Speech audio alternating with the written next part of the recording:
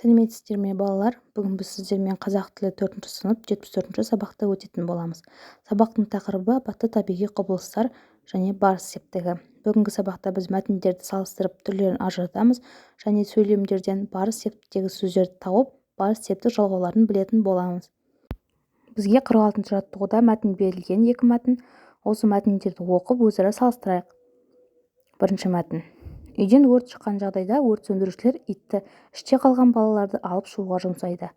Осындай бір ит Лондонда 12 баланы өлімнен аман сақтап қалған. Оның аты Боб екен. Бірде үй өртенеді.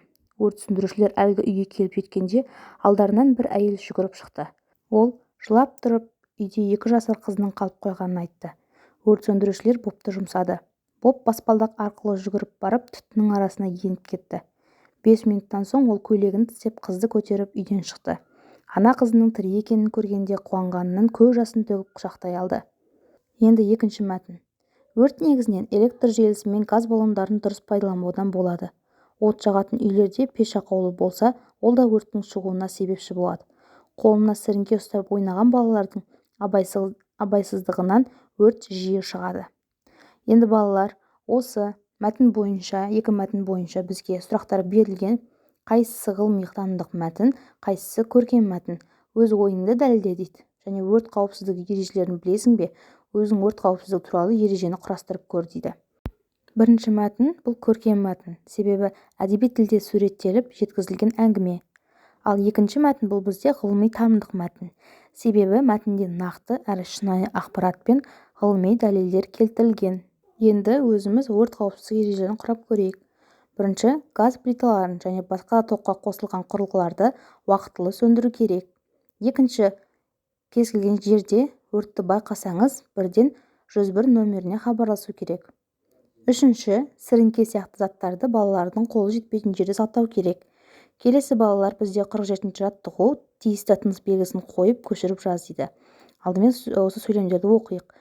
Адамның киімі өртенсе, суға түскені дұрыс. Су болмаса, топыраққа аунатып, үстіне құм шашу керек дейді. Енді бұл жерде тыныс белгіні қою керек үтірді. Бірінші, адамның киімі өртенсе, үтір, суға түскені дұрыс. Су болмаса, үтір, топыраққа аунатып, үтір, үстіне құм шашу керек. Енді қарамен жазылған сөздерге сұрақ қойып, бұл сөздерді сөз құрамына талдап, олардың жалғауларына назар аудар дейді.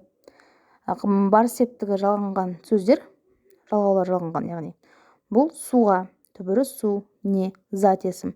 Ға деген жалғау жалғанады барыс септігінің, сонда неге деген сұраққа жауап береді, сонда суға.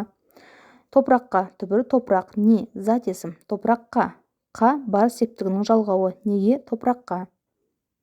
Енді барыс септігі туралы айта өтейік балалар. Барыс септігіндегі зат есімдер кімге, неге, кімдерге, нелерге, қайда деген сұрақтарға жауап береді. Барыс септігі атау септігіндегі сөзге ға, ге, қа, ге қосымшалары жалғану арқылы жасалады. Бұл жалғауларды барыс септік жалғаулар деп атайды. Әр қарай бізде 48-ші жаттығу жұмбақтың шешуін тап. Алдымен жұмбақты оқиық. Дабылға тез жететін, жалынға сүңгіп кететін, тұншықса да түтінге тайсалмайтын батыл кім? Жасқанбайтын батыр кім? Жұмбақтың жауабы өрт сөндіруші. Енді жұмбақ бойынша барыс септігіндегі сөздерді тап, сызбаны пайдаланып, пікіріңді дәлелдей білуге үйрен дейді. Бұл барыс септігіндегі сөз. Өйткені ол кімге, неге деген сұраққа жауап беріп тұр, сөйлемде тұрлаусыз мүше болып тұр. Яғни осы жұмбақ бойынша барыс септігіндегі сөздерді табуымыз керек. Дабылға, жалынға, түтінге. Бұл сөздер барыс септігіндегі сөз болып, сөйлемде тұрлаусыз мүше болып тұр. Неге деген сұраққа жауап береді. 49-ші жаттығу тыйым сөздерді оқып жадқа жаз дейді. Күнге, айға қолыңды шыжайтпа. Екінші, отқа түкірме. Үшінші, суға қоқыс тастама дейді. Барыс септігіндегі сөздерді тауып, оларға сұрақ қой. Бұл сөздер қай сөзбен байланысып тұрғанын сызбамен көрсет дейді. Барыс септігіндегі сөздер күнге, айға, отқа, суға. Сұрақ қой. Күнге, неге? Күнге, неге? Айға, неге? Отқа, неге? Суға. Бұл сөздер сөйлемде баяндаушымен байланысып тұр. Күнге, айға шошайтпа. Отқа түкірме, суға тастама. Келесі балалар бізде 50-ші жаттығу берілген. Төмендегі жағдаяттарды қайда хабарласатыныңды айт дейді. Бірінші жағдаят, сен көрші пәтердің терезесінен түтін шығып жатқанын көрдің. қайда хабарлау керек дейді. Бірінші, біз өрт сөндіру қызметіне хабарласамыз, иә? Енді екіншісі, сен мектептен қайтып келе жатып, өз үйіңнің дәлізінен газдың иісін сездің. Қайда хабарлау керек дейді. Балалар, бұндай жағдайда біз газ апаты қызметіне хабарласамыз.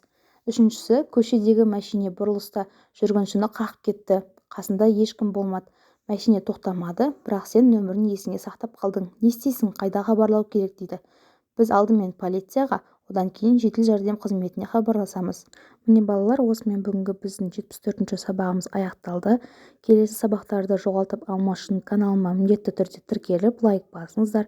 Менің каналымнан сіздер 4-ші сынып қазақ тілі, 4-ші сынып математика, 3-ші сынып қазақ тілі және 3-ші сынып математика пәндерінің үй тапсырмаларын көре аласыздар.